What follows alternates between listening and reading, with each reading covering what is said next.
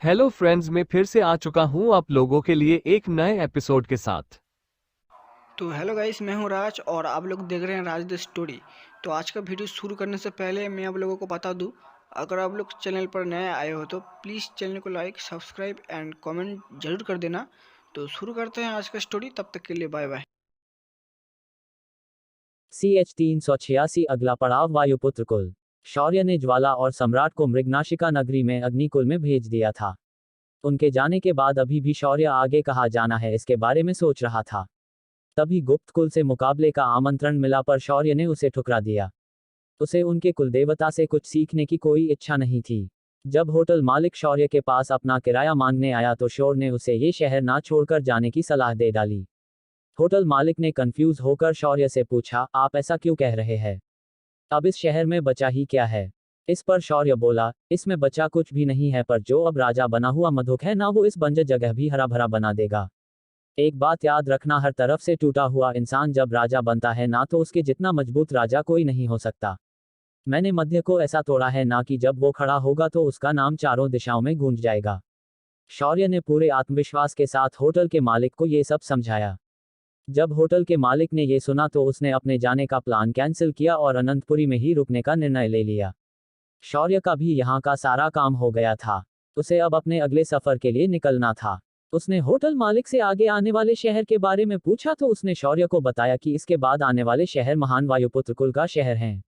इनके इलाके को स्वतंत्र रखा गया है, वो किसी भी सम्राट के अंतर्गत नहीं आता। यहाँ तक कि चंद्रमा पर रहने वाले विशेष देवता भी इस कुल से दूरी बनाकर रखते हैं। शौर्य ने ये जानकारी मिलते ही उस दिशा में अपने साथियों के साथ प्रस्थान कर दिया। सभी लोग आराम से उड़कर जा रहे थे। शौर्य ने रास्ते में देखा कि उसके एक हमले ने कितना नुकसान किया है। हर तरफ रेत ही रेत और रेत के टीले ही बचे थे। दूर दूर तक किसी का निशान नहीं था। शौर्य आगे बढ़ते हुए उस जगह पहुंचा जहां रेत का रेगिस्तान खत्म हो रहा था और पहाड़ी इलाका शुरू हो रहा था। ये पहाड़ी इलाका नुकीली और सीधी खड़ी चट्टान से बनी हुई थी। ये पत्थरों की पहाड़ियों पेड़ों के तरह खड़ी थी। उन्हें देखकर ही शौर्य ने कहा, कोई पागल ही होगा जो ऐसी जगह पर रहता हो। उस इलाके की हरियाली आंखों को भा रही थी।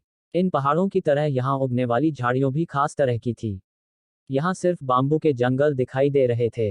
इन पहाड़ों की चट्टानों की दरारों से लंबे लंबे बाम्बू के पेड़ उगे हुए थे। ऐसी जगह पर आम इंसानों के लिए रहना मुश्किल ही नामुमकिन था, क्योंकि इन पहाड़ों की तलहटी में पानी बह रहा था। वो भी इतना था कि इन पहाड़ों के पूरे परिसर को इस पानी ने घेर कर रखा था। शौर्य और उसके साथियों ने उन पहाड़ियों को उड़ते उड़ते पार किया। जब शौर्य और उसके साथी अंदरूनी इलाके में पहुंचे तो उन्होंने देखा कि कुछ पहाड़ियां जमीन से ऊपर उठी है, मतलब वो हवा में तैर रही थी, एकदम स्वर्ग की तरह। इस इलाके को जानने वाले दोनों लोग इस वक्त शौर्य के साथ नहीं थे। रही बात इंदुजा और शाश्वती की, तो उन्होंने अपना समय चार दीवारियां के बीच काटा था। यहाँ का नजारा देख शौर्य की आंखें हैरानी से बड़ी हो गई। यहाँ की पहाड़ियां हवा में तो तैर रही थी, ऊपर से इन पहाड़ियों के झरनों से पानी बह रहा था और सीधा नीचे बह रही नदी में जाकर गिर रहा था। इससे अजीब घटना शौर्य ने कहीं भी नहीं देखी थी। ये काफी विज्ञान के बाहर का लग रहा था। शौर्य ने फिर भी खुद को समझाया, शौर्य ये समरलोक है, पृथ्वी नहीं। बेटा यहाँ कुछ भी अजीब नहीं होता, यहाँ सब कुछ नॉर्मल ही होता है। शौर्य और उसके साथियों ने फिर वहां से आगे बढ़ने का निर्णय लिया और वो सभी सीधा आगे बढ़ गए जिस तरफ गहरा कोहरा था। कोहरे के अंदर जाते ही शौर्य ने सभी को सूचित करके एक दूसरे के हाथ पकड़ने के लिए कह दिया। जैसे जैसे जैसे वो लोग अंदर की ओर बढ़ रहे थे, कोहरा अधिक से अधिक घना होते जा रहा था। ये देख शेरा ने अपनी नाक से कुछ सूंघते हुए कहा, भाई अपन लोग का पोपट हो गया, हम लोग एक ही जगह पर गोल गोल घूम रहे हैं। ये तो साला सारणी निकली। ये सुनकर शौर्य ने अपना माथा पीट लिया। वो इस कोहरे को पार करने के चक्कर में इसे चेक करने की बजाय सीधा इसके अंदर घुस गया। शौर्य ने अपनी दिव्य दृष्टि को जागृत किया और तुरंत उसके सामने इस कोहरे का भेद खुल गया। पर भेद खुलने के बाद उसका सिर चकराने लगा था, क्योंकि इस सारणी को बनाने के लिए इन लोगों ने सीधा आध्यात्मिक पत्थरों से बने तैर रहे पहाड़ों का उपयोग किया था। शौर्य ने फिर उन तैर रही पहाड़ों को और गहराई से जांच की तो उसे एक और शौकंग बात पता चली। इन तैर रही पहाड़ों के केंद्र में एक खास काले रंग का पत्थर था। सिस्टम ने जब इस पत्थर को स्कैन किया तो उसने उस पत्थर की जानकारी शौर्य को बता दी। नाम, प्रति गुरुत्वीय पत्थर। ग्रह के गुरुत्वाकर्षण बल के विरुद्ध क्रिया करने की क्षमता। जिस भूक्षेत्र में इसका निर्माण होता है वो भूक्षेत्र ग्रह से विभक्त करने की पूर्ण क्षमता। जब शौर्य को इसका कारण पता चला तो उसके मन में जो अजीब भाव थे इस जगह के बारे में वो गायब हो गए। उसे इस अजीब घटना का असली कारण जो पता चला था, पर सवाल अभी भी ये था कि इस कोहरे की सारणी को कैसे तोड़े।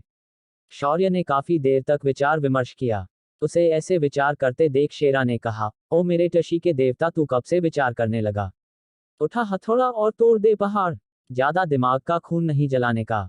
बस शेरा की बात इस बार शौर्य ने मान ली और भाई ने लगा दिया सुरंग उन तैरती पहाड़ों पर बिना अंजाम की परवाह किया।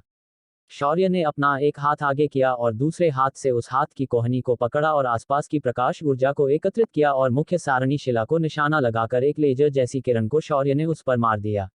एक जोरदार धमका हुआ और वो पूरी की पूरी तैर रही पहाड़ हवा में तबाह हो गई और उसकी जगह बचा सिर्फ वह प्रति गुरुत्वीय पत्थर। शेरा ने लपक कर उस पठार को अपने पास रख लिया और बेशर्मी से बोला, ये पत्थर अपने काम आएगा। शौर्य ने इस पर बहस करना सही नहीं समझा और उस कोहरे के छत्ते ही वो लोग आगे बढ़ गए। शौर्य और उसके साथियों की ये सारी हरकत वहीं पर स्थित एक पहाड़ी से कुछ लोग छुपकर देख रहे थे। इन सभी ने हरे रंग के कपड़े पहने थे और इन सभी के कपड़ों पर 2 जोड़ी पंखों के निशान थे। उन सभी ने एक दूसरे को देखा और उन पहाड़ियों से वो सभी लोग गायब हो गए। इधर शौर्य और उसके साथी अब बिना रुकावट के आगे बढ़ रहे थे। उन्हें बस इतना याद था कि यहाँ से आगे कुछ और दूर जाने पर वो लोग वायुपुत्र कुल के क्षेत्र में पहुंच जाएंगे। पर उन्हें क्या पता कि एक और नई मुसीबत उनका इंतजार कर रही है। असल में यहाँ आने के लिए एक निश्चित रास्ता बना हुआ था, पर शौर्य को ये मालूम नहीं था, तो उसने आदत के अनुसार दिशा निश्चित की और बढ़ गया आगे। कुछ दूर जाने के बाद उनके सामने 2 बड़ी बड़ी तैरती हुई खंभे जैसे पहाड़ियां सामने आई। उन पहाड़ियों के उस पार शौर्य ने एक विशाल द्वीप को तैरते हुए देखा। वो किसी जहाज की तरह दिखाई दे रहा था।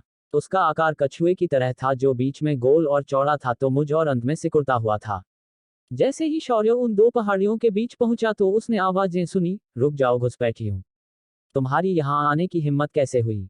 तुम्हारे इस उदंड दुस्साहस के लिए वायुपुत्र कुल तुम्हें दंडित करेगा। और इसी आवाज के साथ 10 से 12 लोग हरे कपड़े पहनकर उन 2 पहाड़ियों के बीच आकर रुक गए।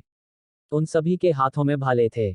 उन सब से आगे जो खड़ा था वो एक जवान लड़का था और उसने बाकियों से अलग कपड़े पहने थे। उसने पहने कपड़े भी हरे ही थे, पर थोड़े ज्यादा गहरे हरे थे। उस लड़के की आवाज सुनकर शौर्य और उसके साथी उनके सामने आकर रुक गए। शौर्य ने विनम्रता से हाथ जोड़कर प्रणाम किया और कहा, हम अग्निकुल से हैं। हम यहाँ से आगे मध्य क्षेत्र के दूसरे हिस्से की ओर बढ़ रहे हैं। आपको कुछ गलत फहमी हुई है। हम कोई घुसपैठिए नहीं है।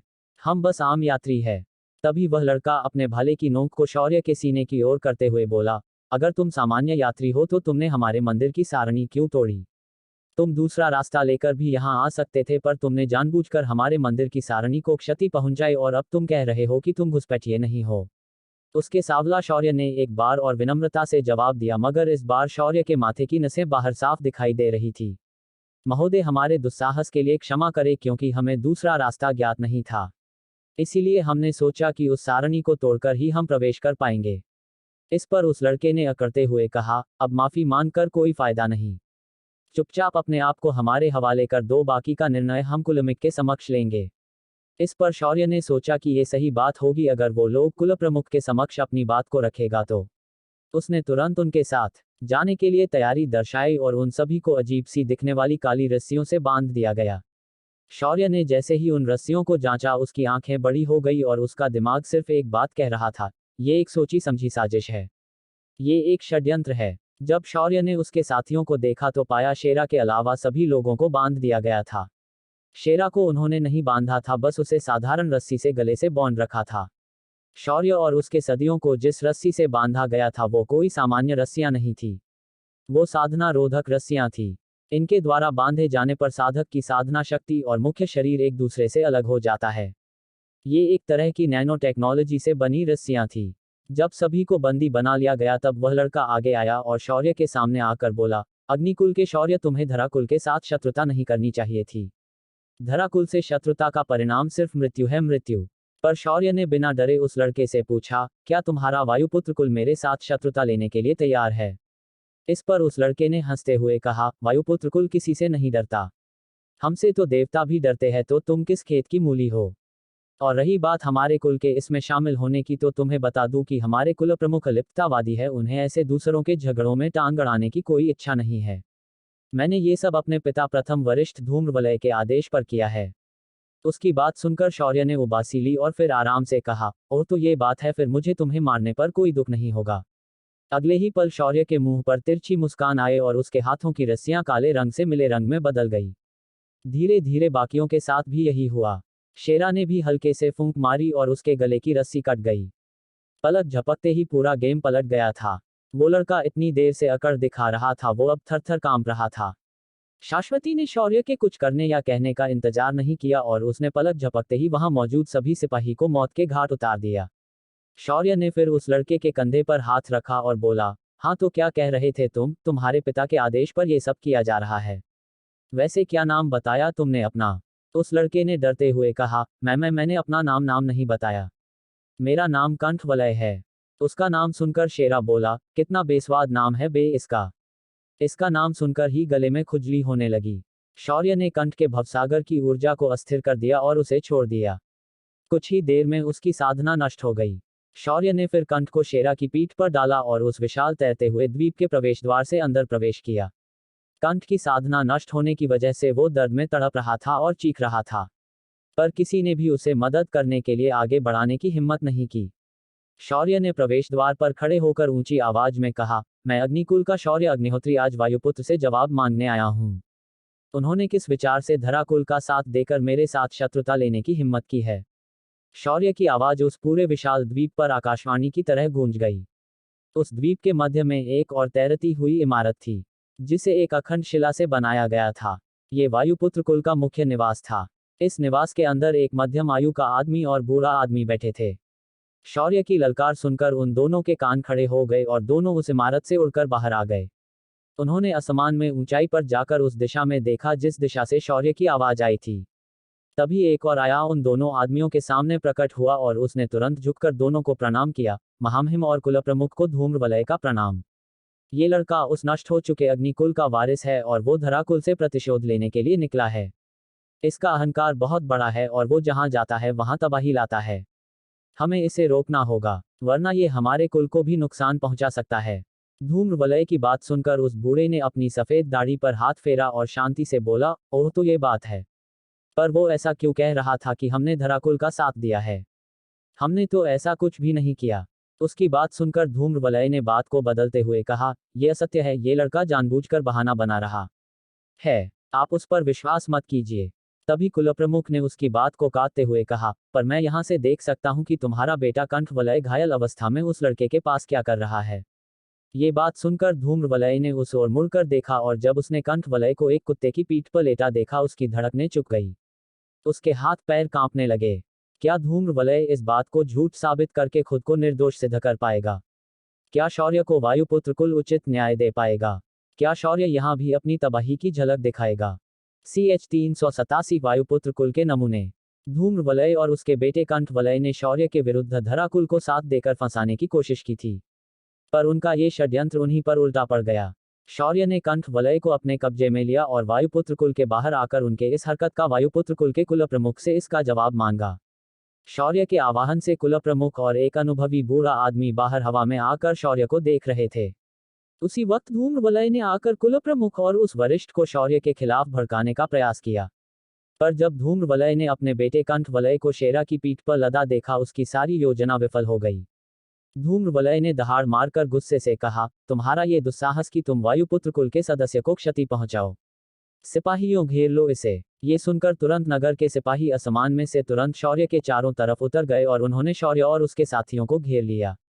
फिर भी शौर्य ने बिना डरे एक और बार कहा, क्या वायुपुत्र कुल ने धराकुल को मेरे खिलाफ षड्यंत्र में साथ दिया है या नहीं? ईश्वर, शौर्य के आवाज में एक गुस्सा था। इसे सुनकर कुलप्रमुख आसमान से शौर्य के पास पहुंचे और सामने खड़े होकर उन्होंने कहा, हम वायुपुत्र कुल के लोग लिप्ततावादी है। हमने धराकुल को किसी भी षड्यंत्र में साथ नहीं दिया था, और यही सत्य है। तभी आसमान से धूम्रवलय उतरा और उसने अपने बेटे की ओर बढ़ने की कोशिश की तो समर ने अपनी तलवार को कंठवलय के गले पर रखा। ये देखकर धूम्रवलय ठिठक गया। उसने पीछे मुड़कर कुलप्रमुख को विनती करते हुए कहा, कुलप्रमुख, मेरे बेटे को उनकी कैद से मुक्त कीजिए। तभी आसमान से वह बीघा आदमी भी उतरा। उसे देखकर धूम्रवलय ने उसके पैर पकड़े और बोला, महामहिम, मेरे बेटे को बचा लीजिए। ये लोग मेरे बेटे को मार डालेंगे। महामहिम ने एक नज़र शौर्य को देखा और फिर कंठ वलय को ध्यान से देखने के बाद अपना सिर नामे हिलाया और दुख भरे अंदाज में कहा, तुम्हारे बेटे की साधना नष्ट कर दी गई है। ये उसकी हत्या समान ही है। धूम्र वलय पर तुम्हारा बेटा उनके पास कैसे आया? ये अब असली सवाल है। महामहिम की बात सुनकर धूम्र वलय के माथे पर पसीना आने लगा। उसने शौर्य को खा जाने की नजरों से देख और बोला, तुमने मेरे बेटे की साधना नष्ट कर दी है। ये उसकी मृत्यु के समान ही है। मैं तुम्हारी जान ले लूंगा। ऐसा कहकर धूम्रकेतु सीधा शौर्य पर हमला करने आगे बढ़ा, पर वो शौर्य के पास पहुंच पाता उससे पहले ही एक प्रकाश की किरण उसके पैर को छेद कर निकल गई थी और उसके मुंह से दर्दनाक चिंख निकली। धूम्रकेतु जमीन पर अपना पैर पकड़कर गिर गया। शाश्वती ने अपने नाखूनों को साफ करते हुए कहा, पहले पूरी बात तो समझ लो फिर हमला करो। तुम्हें इतनी क्या शीघ्रता है जो इतने उतावले हुए जा रहे हो बुढ़े? शाश्वती की तंजभरी बात सुनकर कुलप्रमुख और महामाई की आंखें छोटी हो गई और फिर उनकी आंखें हैरानी से बड़ी हो गई। इसका कारण था शाश्वती का साधना स्तर। शाश्वत एक अर्धदैवीय स्तर की साधक थी। वायुपुत्र कुल में 2 देवता स्तर के साधक थे और एक अर्धदैवीय स्तर का साधक, पर बाकी सब स्वर्ग स्तर के साधक ही थे। शाश्वती की बात खत्म होते ही शौर्य ने आखिर अपनी बात रखनी शुरू की। वायुपुत्र कुल के कुल प्रमुख और बुजुर्ग को मेरा अग्निकुल के शौर्य अग्निहोत्री का प्रणाम। मैं यहाँ से अपने लक्ष्य की ओर बढ़ रहा था, मगर आपके अग्निकुल के इस सदस्य ने हमें छल से कैद करने की कोशिश की और हम पर यह आरोप भी लगाया कि हमने आपके मंदिर की सारणी को तोड़ा है। पर मैं पूर्ण विश्वास के साथ कह सकता हूँ कि हमें वहाँ कोई मंदिर नहीं मिला था। ये सब आपके इस सदस्य की चाल थी। उन्होंने हमें साधना रोधक रस्सियां से बांधकर वो धराकुल को सौंपना चाहता था। जब हमने आपका अहित नहीं चाहा, पर आप खुद मेरा अहित करने की पहल करेंगे, तो मुझे खुद है कि आपके कुल का भी वैसा ही अंजाम हो सकता है जैसा अंजाम लांछित कुल और संकल्प गुरुकुल का हुआ है। शौर्य ने पूरी घटना एक सांस में स्पष्ट की और साथ ही उन्हें उलट धमकी भी दे डाली। कुलप्रमुख को लेकिन सिर्फ शौर्य की धमकी ही सुनाई दी। कुलप्रमुख ने अपने दोनों हाथों को बांधा और फिर शौर्य की ओर देखकर बोला, हम मानते हैं कि हमारे कुल के इस सदस्य ने तुम्हारे साथ छल किया है, पर इसका अर्थ ये नहीं होता कि तुम हमें इस तरह हमारे पूरे शहर के सामने अपमानित करो। तुमने हमारे वायुपुत्र कुल के गरिमा को ठेस पहुंचाई है। इसका क्या? उस पर शौर्य के माथे पर बल पड़ गए और बोला, कुलप्रमुख, ये आप क्या कह रहे हैं? क्या आपको लगता है कि हमने यहाँ गलत किया है? अपने खिलाफ ऐसे षड्यंत्र का रचे जाने पर उस कुल के प्रमुख से जवाब मांगना कब से गलत हुआ? और रही बात इस पर हाथ उठाने की, तो शुक्र मनाए कि हमने इसका सिर धड़ से अलग नहीं किया। ये सुनकर कुलप्रमुख और भी ज्यादा भड़क गया। उसने अपनी उंगली उठाकर शौर्य की ओर दर्शाते हुए कहा, ये तुम्हारा दुस्साहस है बच्चे। तुम अपनी मर्यादा भूल रहे हो। तभी शेरा, जो कंठ वलय को पीठ पर रखे खड़ा था, उसने उसे नीचे फेंक दिया और 2 पैरों पर बैठकर बोला, ये क्या है? इस कुल में सब नमूने भरे पड़े हैं। साला कोई सीधी बात समझता क्यों नहीं? तभी महामहिम ने कुत्ते को बोलते देख अपनी एक आंख उठाए और गुस्से से बोले, अब कुत्ते भी हमें साला बोलेंगे? ये क्या हो रहा है? ऐसा अपमान हम कदापि सहन नहीं करेंगे। हमें पता है कि हमारे कुल के सदस्य की गलती है, पर इसका अर्थ ये नहीं कि तुम कुछ भी कहो हम सुन लेंगे। ऐसा कहकर महामहिम ने शेरा के ऊपर अपनी साधना से दबाव बनाना शुरू कर दिया। शेरा ने जब ये महसूस किया तो उसने अपनी एक टांग उठाए और सीधे कंठ वलय की गर्दन के पिछले हिस्से पर रख दी और बोला, अब अगर तुमने दबाव डाला तो वो पूरा भार नहीं इसकी इस नाजुक गर्दन पर डाल दूंगा। और हाँ, पहले बात को समझे और समस्या को हल करो। ऐसे टन करके भड़को मत।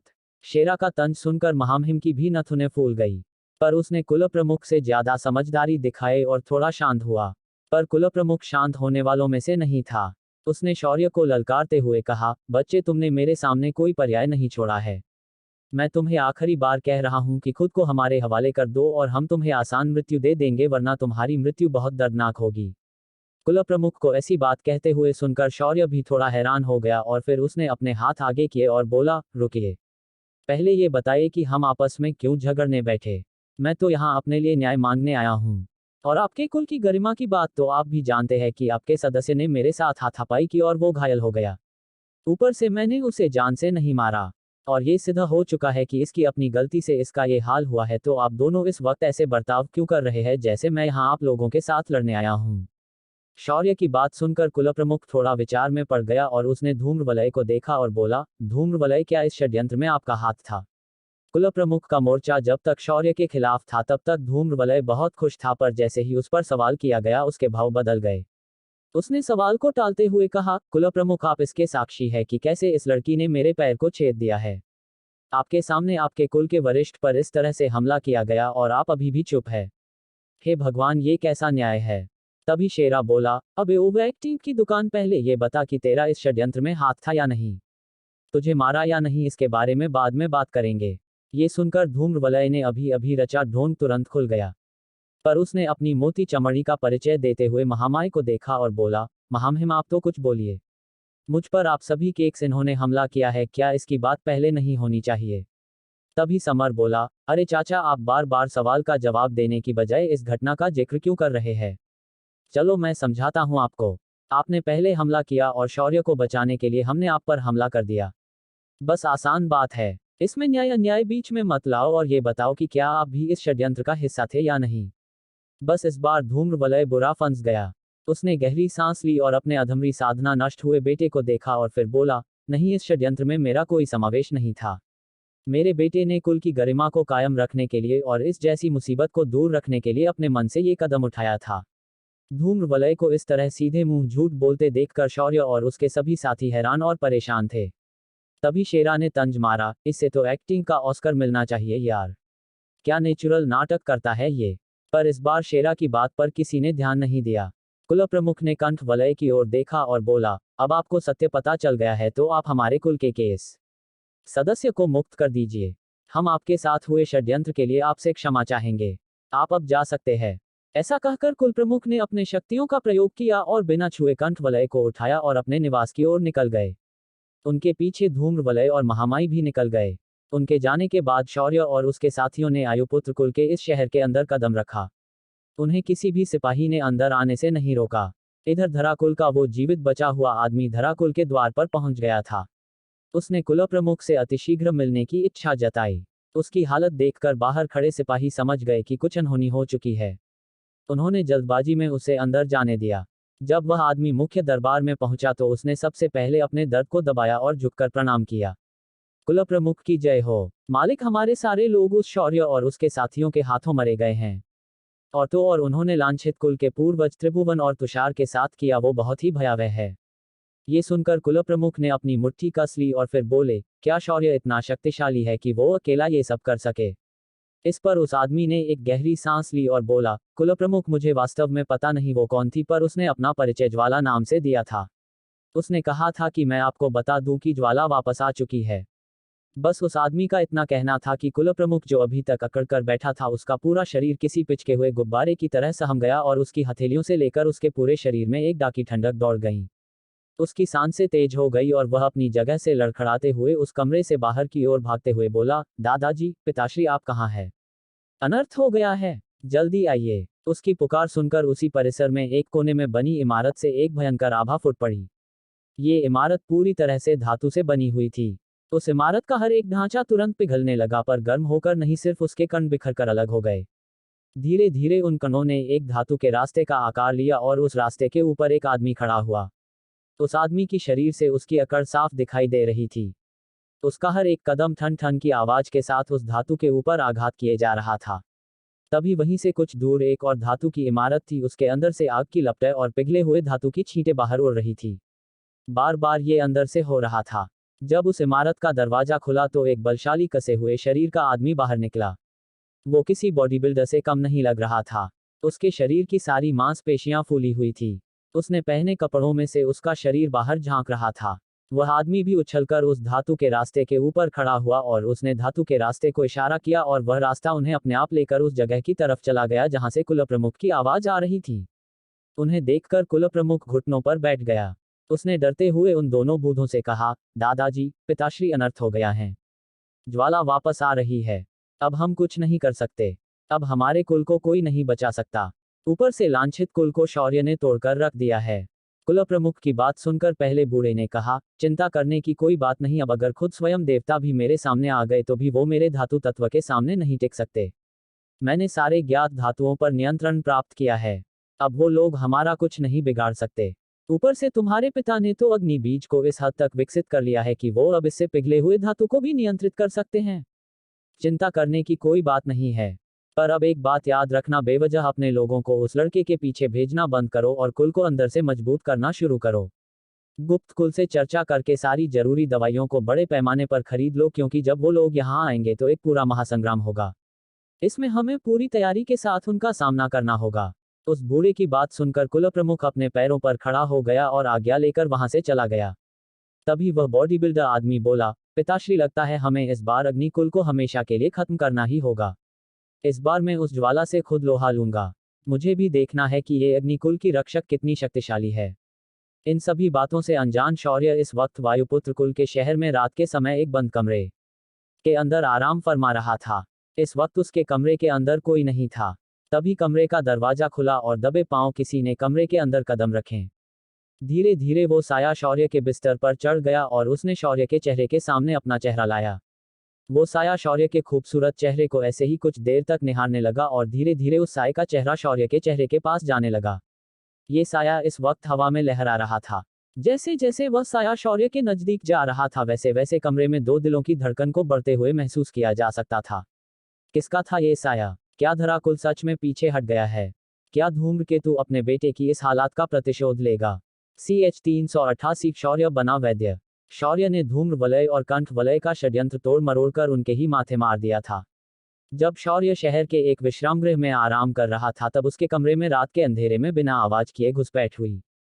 जब शौर्य ने इस आहट को महसूस किया तो उसके चेहरे पर स्मित हास्य और वो ऐसे ही पड़ा रहा।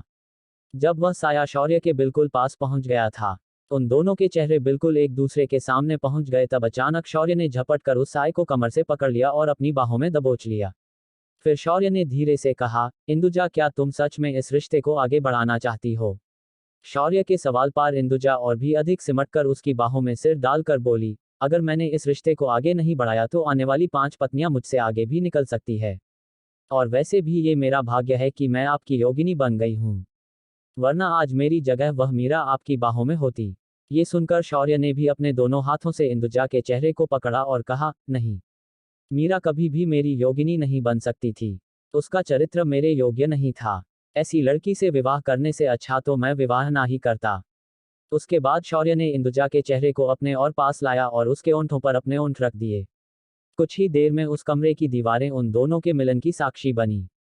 दूसरे दिन की सुबह वायुपुत्र कुल के इस शहर में आम सुबह की तरह ही थी, पर आज इंदुजा के चेहरे की लाली कुछ और ही कहानी बता रही थी। बीच बीच में शाश्वती उसे कोहनी मारकर चिढ़ा रही थी और इंदुजा इस पर और ज्यादा शर्माए जा रही थी। शौर्य भी आज हर दिन से अधिक खुश था। होटल के लॉबी में से होकर जब शौर्य और उसके साथी बाहर से तो उन्होंने रास्ते पर एक जमा भीड़ को देखा। शौर्य ने पहले तो उसे नजरअंदाज किया और ऐसे ही एज बढ़ गया, पर तभी शेरा उनसे अलग होकर भीड़ में लोगों के पैरों से होकर अंदर घुस गया। तब तक शौर्य और उसके साथी कुछ दूरी तय करके आगे निकल गए थे। तभी पीछे से शेरा की आवाज आई, भाई भाई रुक जा जरा, अरे इधर को मैटर होएला है। ये सुनकर शौर्य मुड़ा और बोला, अब क्या हुआ? इस पर शेरा बोला, भाई तुझे दवाई और लोगों की बीमारियों का इलाज करने आता है ना? इस पर शौर्य ने सोनी गर्दन हाँ में हिलाई।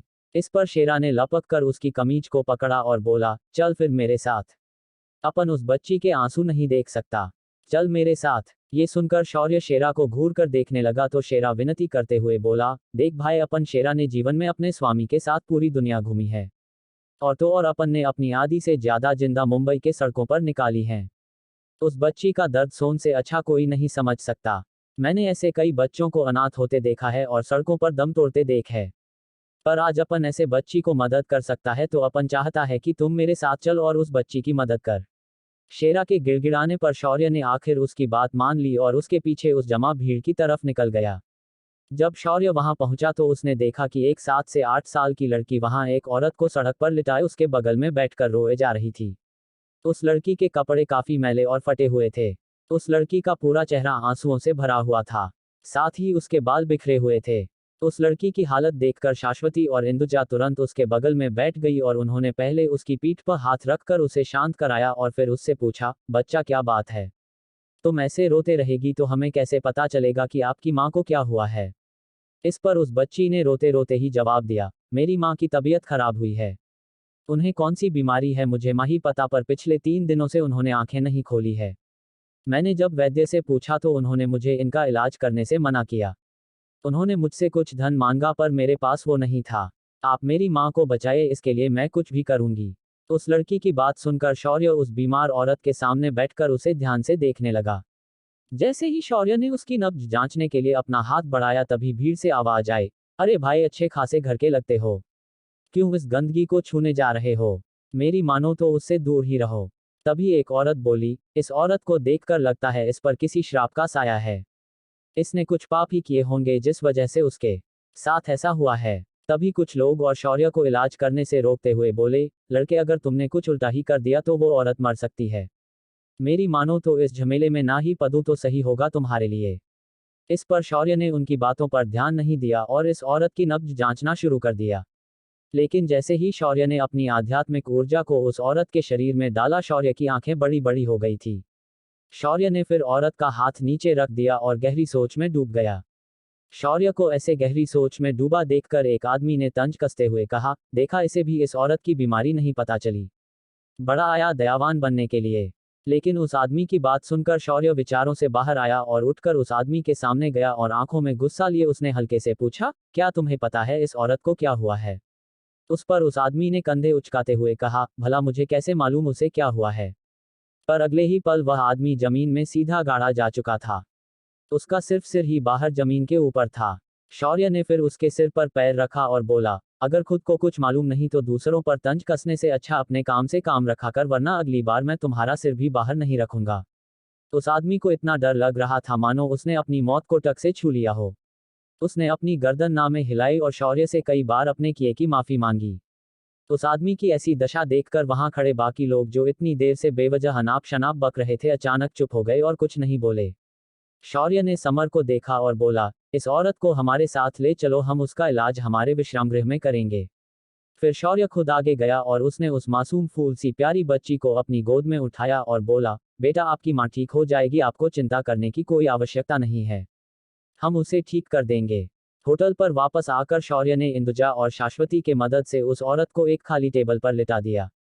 उसके उस औरत के गले पर हल्का से चाकू से कट लगाया और फिर उसके नाभि केंद्र पर हाथ रखकर उसके अंदर अपनी आध्यात्मिक ऊर्जा को प्रविष्ट करने लगा।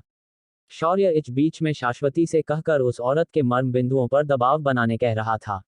वहीं इंदुजा बार बार उस औरत के शरीर पर अपने हाथों से बर्फीली ऊर्जा को छोड़ रही थी जिससे उसके शरीर का तापमान समान रह सके।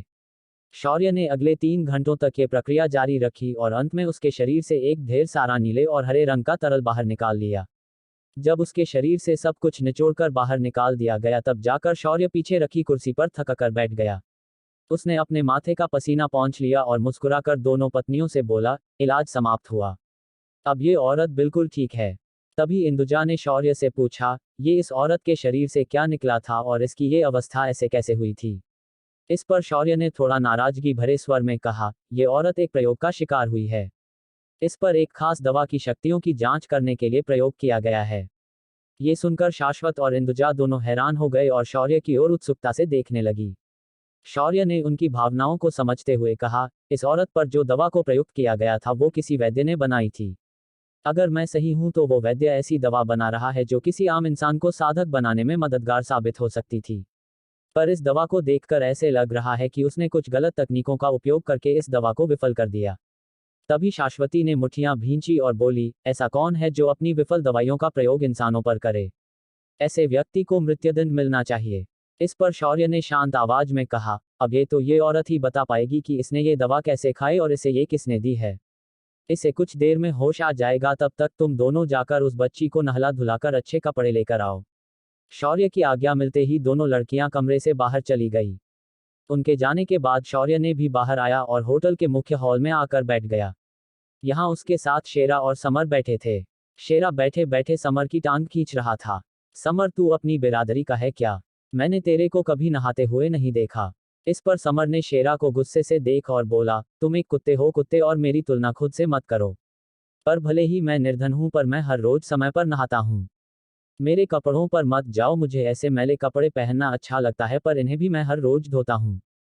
बस इनके दाग नहीं निकालता। ये सुनकर शेरा तुरंत बोला, ऐसा बोल कि तुझे कपड़े धोने नहीं आते। तू डरता है कि ये अगर ज्यादा घिसने पर फट जाएंगे, इसलिए तू उन्हें घिसता ही नहीं, सिर्फ पानी से निकाल कर सुखाता है। समर शेरा को कुछ और कहना चाहता था, तभी शौर्य उनके सामने आकर बैठ गया और बोला, आज से तुम्हें अपने कपड़ों की चिंता करने की जरूरत नहीं है। ये लो, ये एक जादुई वस्त्र है। इस गोले पर अपनी एक खून की बूंद डालो और ये वस्त्र तुम्हारे शरीर पर अपने आप आ जाएंगे। ऐसा कहकर शौर्य ने एक सफेद गेंद समर की ओर उछाल दी। समर ने उसे हाथ में पकड़ा और उसे उलट पुलट कर देखने लगा। फिर उसने अपनी उंगली को हल्के से काटा और खून की एक बूंद उस गेंद पर डाल दी। अगले ही पल वह गेंद उसके शरीर से चिपक गई और देखते ही देखते उसके वह गेंद पिघलकर उसके शरीर पर फैल गई। कुछ समय बाद समर के शरीर पर एकदम चमचमाते कपड़े प्रकट हो गए। उसके बाद तीनों ने बैठकर ऐसे ही इधर उधर की बातें की। लगभग दोपहर का समय हो चुका था और सूर्य माथे के ऊपर आ चुका था। बाहर गर्मी बढ़ चुकी थी और कई सारे मेहमान वापस आ चुके थे। तभी शाश्वती और इंदुजा एक प्यारी क्यूट बच्ची को लेकर दरवाजे से अंदर आ गई। जब शौर्य ने उस बच्ची को अब देखा तो उसकी आंखें भी ममता से भर गई। शेरा सबसे पहले उस बच्ची के पास गया और उसके अगल बगल उछलकर नाचने लगा। उस बच्ची ने शेरा को गले लगा लिया और उसकी बालों को सहलाने लगी। शौर्य ने भी उस बच्ची के सिर पर हाथ फेरा और बोला, बेटा आपकी माँ अब ठीक हो चुकी है। कुछ ही देर में उन्हें होश आ जाएगा। फिर तुम अपनी माँ के साथ अपने घर वापस जा सकती हो। जब शौर्य ने उसके माँ के साथ वापस जाने की बात बताई तो वो लड़की सहम गई और बोली, मैं अपनी माँ को उस जगह वापस जाने नहीं दे सकती। वो लोग माँ को नहीं छोड़ेंगे। वो लोग बहुत दुष्ट है। हमें वापस नहीं जाना है। ऐसा कहकर उस लड़की ने शाश्वती के ड्रेस को कसकर पकड़ लिया। वो उसके बाद उस लड़की की ऐसी डरी हुई हालत देखकर शौर्य को बहुत बुरा लगा। उसने तुरंत उस लड़की को अपनी गोदी में उठाया और बोला, डरने का नहीं बच्चा, हम तुम्हें कुछ नहीं होने देंगे। क्या तुम मुझे बता सकती हो तुम दोनों कहाँ से आए हो? ये सुनकर उस लड़की ने थोड़ा सुबक कर बोलना शुरू कर दिया। मेरी माँ और मैं इस शहर से नहीं है। हम वेदांतपुरी से है। हमारी वेदांतपुरी वहाँ के वैद्य संकुल के लिए जानी जाती है। और मेरी माँ और मैं वेदांतपुरी के आयुष कुल के सदस्य है। मान कहती है जब तक पिताजी जीवित थे सब कुछ ठीक था। जब पिताजी की मृत्यु हुई तभी से आयुष कुल के लोगों ने मेरी माँ को बहुत परेशान किया है। मेरी दादी और दादाजी रोज माँ से बहुत सारा काम करवाते हैं और उसके बदले वो लोग मुझे कड़क रोटी देते हैं। नर्म रोटी से दांत गिर जाते हैं, ऐसा दादी कहती है। इंदुजा जो अब तक शांत थी उसकी खुशक गई। उसने टेबल पर जोर से हाथ मारा और टेबल के टुकड़े टुकड़े हो गए। तभी शेरा भी खड़ा हुआ और बोला, लगता है अपन लोगों को इस आयुष कुल को हमेशा के लिए लंबा करना मांगता। समर ने अपनी तलवार पर हाथ फेरा और बोला, मैं इनकी ऐसी हालत करूंगा कि इन्हें कदाल रोटियां तो मिलेंगी पर इनके पास दांत नहीं बचेंगे। शौर्य और उसके साथियों को बहुत गुस्सा आ चुका था। शौर्य की खुद की हालत भी बाकियों अच्छी नहीं थी। तभी उनके होटल का दरवाजा धक्के से खुला और एक रुबाबदार लड़की कमर पर तलवार बांधे होटल के अंदर आई। उस लड़की ने कपड़े तो मर्दों के पहने थे पर उसके शरीर के कुछ हिस्से साफ साफ बता रहे थे कि वो एक लड़की है। उसने आते ही कहा, मैंने सुना है यहाँ की वैद्य है जो बीमार लोगों को ठीक करता है। कहाँ है वो? मेरे सामने लेकर आओ उसे। वो लड़की ऐसे आदेश दे रही थी जैसे ये जगह उसके बाप की थी। उसके पीछे से 4 सैनिक खुली तलवारें लेकर अंदर आ गए और सभी मौजूद लोगों को देखकर घूरने लगे। उन लोगों को अंदर ऐसे आकार घूरते हुए देखकर पहली बार शांत संयमित समर की हट गई और वो गुस्से से बोला, तुम उस वैद्य से मदद मांगने आए हो या धमकाने? ऐसे रवैये से वो वैद्य तुम्हारे से आने से रहा। बेवकूफों की टोली। उसका इतना कहना ही था कि पूरा कमरा भयानक शांत हो गया। वहां मौजूद बाकी लोग जो इसी शहर से थे वो समर को दया के भाव से देखने लगे। शौर्य और उसके बाकी साथी भी समर को ऐसे देख रहे थे कि उसने कोई चमत्कार कर दिया हो। ऐसा क्या कह दिया है समर ने? कौन थी वो लड़की जो यहाँ आई थी? क्या काम था उसे शौर्य और उसके साथियों से? CH 389, ये तो मर्दाना औरत है। शौर्य वायुपुत्र कुल के शहर में पहुंच चुका था। आते ही उसने एक गरीब लड़की को उसकी मां का इलाज करने में मदद की थी। शौर्य ने साथ ही ये भी पता लगा लिया कि वो औरत और बच्ची आयुष कुल की थी। जब सभी लोग होटल के निचले हॉल में बैठकर बच्ची की दुख भरी कहानी सुन रहे थे तभी एक लड़की जिसने लड़कों की तरह कपड़े पहने थे और शरीर पर भरी कवच पहना हुआ था, उसने वैद्य के बारे में वहां आकर आदेश देते हुए पूछा पर हमेशा शांत रहने वाले समर को पता नहीं क्या सूझी और उसने उस लड़की को उलट जवाब देते हुए मूर्खों की टोली कहकर संबोधित कर दिया। उसके ऐसा कहने से पूरे हॉल के अंदर सन्नाटा फैल गया। जो लोग उस लड़की को पहचानते थे उन्होंने समर के प्रति दया के भाव दिखाए। शौर्य और बाकी लोग भी समर को मुंह खोलकर हैरानी से देख रहे थे। इसी शांति को तोड़ते हुए समर ने मासूमियत से कहा, क्या हुआ, मुझे ऐसे क्यों देख रहे हो? मैंने क्या गलत कहा? आप लोगों ने देखा नहीं वो लड़का किस बदतमीजी वैद्य के बारे में पूछ रहा था? इसे सुनने में ऐसा लग रहा था जैसे वो वैद्य को खरीदने आया हो।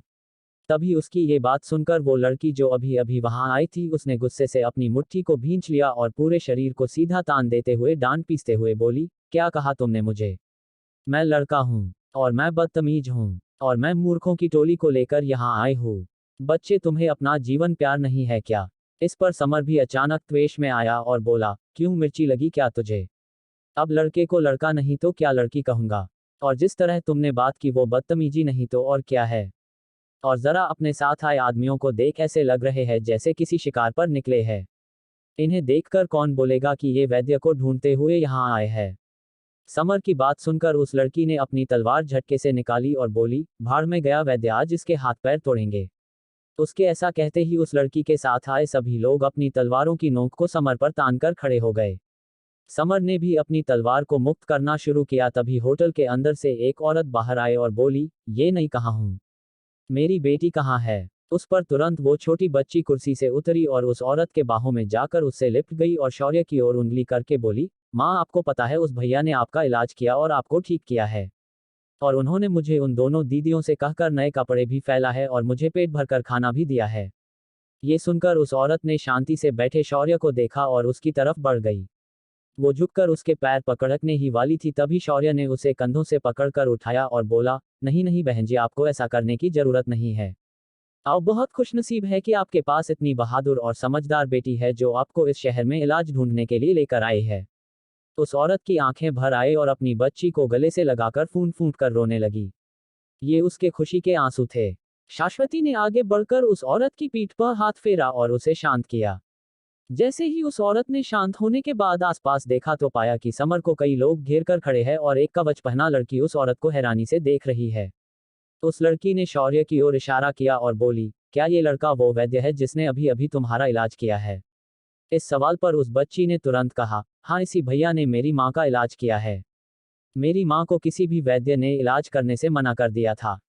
ये सुनकर उस लड़की ने अपनी तलवार म्यान में रखी और शौर्य के पास आकर बोली, चलो मेरे साथ, मुझे तुम्हें किसी को दिखाना है। ये सुनकर शौर्य तुरंत बोला, चल निकल यहाँ से, मैं क्या तेरे बाप का नौकर हूँ क्या? शौर्य जो इतनी देर से एकदम मीठी और शुद्ध पानी जैसी विनम्र बात कर रहा था, अचानक उसके मुंह से ऐसे शब्द सुनकर ऐसे लगा मानो उसी शांत और शुद्ध पानी में किसी ने बड़ा सा पत्थर उठाकर फेंक दिया हो। उस लड़की का मुंह एकदम से बिगड़ गया। उसने शौर्य की ओर उंगली की और बोली, तुम्हारी हिम्मत कैसे हुई मेरे साथ चलने से मना करने की? तभी शेरा जो प्लेट चाट रहा था समर को देखकर बोला, समर तू एकदम पागल है रे। तूने अभी तक नहीं देखा कि ये आदमी नहीं औरत है, वो भी मर्दाना औरत। अगर अपन से पूछो तो ये लड़कियों के कपड़ों में भाभी लोग जितनी खूबसूरत लगेगी, पर इसकी चाल और ढाल एकदम मदन की तरह है। ये सुनकर उस लड़की की आंखें बड़ी हो गई, फिर मुंह खुला हो गया और फिर उसका चेहरा टमाटर की तरह लाल हो गया। उसके साथ आए सैनिक भी शेरा को ऐसे ही देख रहे थे।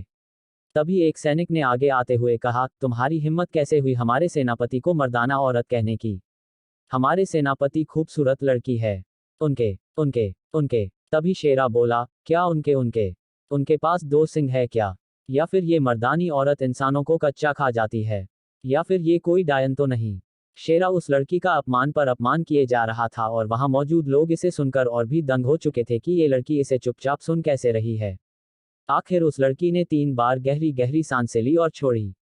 फिर उसने शेरा को देखा और बोली, तुम कुत्ते होकर भी इंसानों को समझने वाली भाषा में अच्छा भौंक लेते हो, पर मैं कुत्तों के मुंह नहीं लगती। तभी शेरा बोला, अपन भी मर्दों के मुंह नहीं लगते। उस लड़की ने ये सुनने के बाद एक और गहरी सांस ली और फिर आवाज में मधुरता लाते हुए शौर्य को देखकर बोली, वैद्य जी, मैं आपसे विनती करती हूँ कि आप मेरे साथ हमारे महल चलिए। वहाँ एक रुग्ण है जिसे आपकी चिकित्सा की आवश्यकता है। ऐसा कहकर उस औरत ने दोनों हाथ जोड़े और शौर्य के सामने सिर झुका लिया। शौर्य ने अपने हाथ का सोमरस का प्याला नीचे रखा और उठ खड़ा होते हुए बोला, ठीक है, मैं आपके साथ चल सकता हूं, पर क्या आप अपने आदमियों को कहकर मेरे दोस्त से दूर होने के लिए कह सकती है? इस पर उस लड़की ने तुरंत हाथ से इशारा किया और उसके सैनिक पीछे हट गए। शौर्य ने फिर उस बीमार औरत को देखा और कहा, आप आज के लिए फिलहाल मेरे परिवार के साथ ही रुकिए, मैं आपसे आकर बाद में मिलता हूँ। फिर शौर्य ने शाश्वती को और इंदुजा को देखा और कहा, इनका ख्याल रखना और इन्हें जो आवश्यक है वो सब दे देना। मैं तब तक महल जाकर आता हूँ। आज अगर वैद्य बना हूं तो मुझे वैद्य का धर्म निभाना पड़ेगा ना। ऐसा कहकर उसने शेरा को आंख मारी मानो वो कह रहा हो, ये सब तुम्हारी वजह से हुआ है। उसके बाद शौर्य ने मुस्कुराकर उस लड़के को देखा और कहा, जीवन में एक बात हमेशा याद रखना कि गुरु और वैद्य के सामने अकड़ नहीं दिखानी चाहिए, वरना वो तुम्हारी अच्छी जिंदगी भी बिगाड़ कर रख सकते हैं। ऐसा कहकर शौर्य ने अपने हाथ पीछे बांधे। शौर्य की बात पर उस लड़की ने सिर झुकाकर हाँ में सहमति दिखाई और उसे आगे चलने का इशारा किया। तभी शेरा कुर्सी से उतरकर शौर्य के पीछे आया और उसके साथ आते हुए बोला, अपन भी तेरे साथ आएगा। अपन को इस मर्दाना औरत पर भरोसा नहीं है। ये लोग ऊपर से एक और अंदर से एक होते हैं। ये सुनकर उस लड़की के कदम एकदम से लड़खड़ाए। उसने दांत पीसते हुए शौर्य को देखकर कहा, आपका कुत्ता अच्छा भौंकता है और उसका भौंका हुआ मुझे सुनाई क्यों दे रहा है पता नहीं। शौर्य ने इस पर सिर्फ सिर हिलाया और कुछ नहीं बोला। अब वो उसे क्या बताए कि उसका ये साथी ऐसा ही है और ये कभी सुधर नहीं सकता, क्योंकि वो कुत्ता है जिसकी पूंछ टेढ़ी ही होती है। शौर्य के बाकी के साथी होटल में अपने अपने कमरे में चले गए। समर अपने कमरे जाने के बाद खुद से ही बोलने लगा, हे गुरुदेव, मुझे ये क्या हुआ है? मैं शेरा के साथ रहकर उसकी ही तरह इतना बदतमीज कैसे हुआ? अगर ऐसा ही चलता रहा तो मैं एक दिन पूरी तरह से उसकी तरह बन जाऊंगा। इधर इंदुजा और शाश्वती भी ऐसा ही कुछ सोच रही थी, पर उनका निशाना शेरा नहीं शौर्य था। शाश्वती ने हंसते हुए कहा, इंदुजा, आज तुमने देखा समर कैसे बात कर रहा था? ये सब इनके वजह से हो रहा है। लगता है सम्राट भी ऐसे ही है, पर वो कम बोलकर अपनी बदतमीजी को छुपाते हैं। इंदुजा ने शर्माते हुए कहा, आप भी ना दीदी, ऐसा नहीं है कि शौर्य बदतमीज है, वो तो बस जैसे को तैसा जवाब देते हैं। उसके बाद दोनों लड़कियां ठहाका मारकर हंसने लगी। वह औरत और छोटी बच्ची, उन्हें ज्यादा कुछ समझ नहीं आया, पर वो सिर्फ हल्के से हंसी और उनके साथ उन्हीं के कमरे में आकर सोफे पर बैठ गई। वैसे ये कहना गलत होगा कि ये औरतें इस कमरे में चुपचाप बैठी होगी। दूसरी तरफ वह मर्दाना औरत यानी वो कवचधारी लड़की शौर्य को लेकर नगर के मुख्य रास्ते से रथ में बैठकर महल की ओर निकल गई। रथ में बैठने के बाद शेरा रथ की खिड़की से बाहर देखकर आते जाते हुए लोगों को परेशान करने से खुद को रोक नहीं पाया। क्या बे टकले, तेरे बाल बीवी खा गई क्या? क्या छमिया किधर चली? और बुढ़े ज्यादा जवानी चढ़ी है क्या जो लड़कियों को छेड़ रहा है? क्या बे झींगुर, क्या देख रहा है? मेरे साथ मर्दाना औरत बैठी है, तेरे आंखें निकालकर गोटी खेलेंगी। शेरा की लगातार बकवास सुनकर आखिर उस लड़की ने शौर्य से कहा, क्या ये ऐसा ही करता है क्या? इस पर शौर्य ने अनजान बनते हुए कहा, नहीं, ये पहली बार रथ में बैठा है ना, इसीलिए भौंक रहा है। तभी वो लड़की बोली, भौंक रहा है? वो भौंक नहीं रहा, वो बातें कर रहा है। वो बाहर के लोगों को परेशान कर रहा है। ये सुनकर शौर्य बोला, नहीं तो ऐसे कैसे हो सकता है? ये मेरा कुत्ता है, इंसान नहीं, ये कैसे बात कर सकता है? ये सुनकर उस लड़की को समझ नहीं आ रहा था कि वो पागल हो गई है या उसके कान बज रहे हैं या फिर ये दोनों मिलकर उसे पागल बना रहे हैं। उसने आखिर शेरा की हरकतों को नजरअंदाज करना ही सही समझा। फिर भी उसे बाहर से लोगों की आवाजें आ रही थी, सेनापति है तो क्या अपने घर में होगी? ऐसे अपने कुत्ते को कहकर लोगों का अपमान करना इसे किसने सिखाया है? ये सेनापति है या चुड़ैल?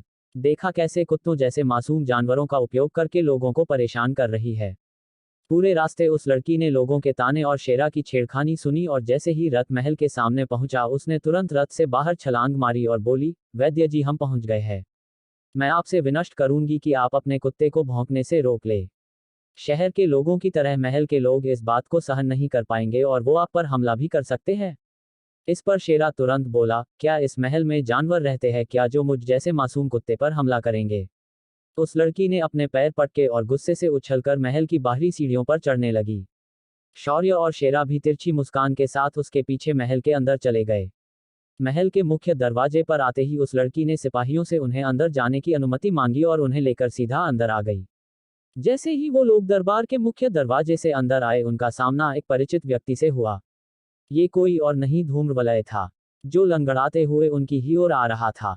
उसे देखते ही शेरा बोला, भाई ये देख शकुनी मामू, साला अभी भी दर्द में है, खाली फोकट इसे तुमने छोड़ दिया।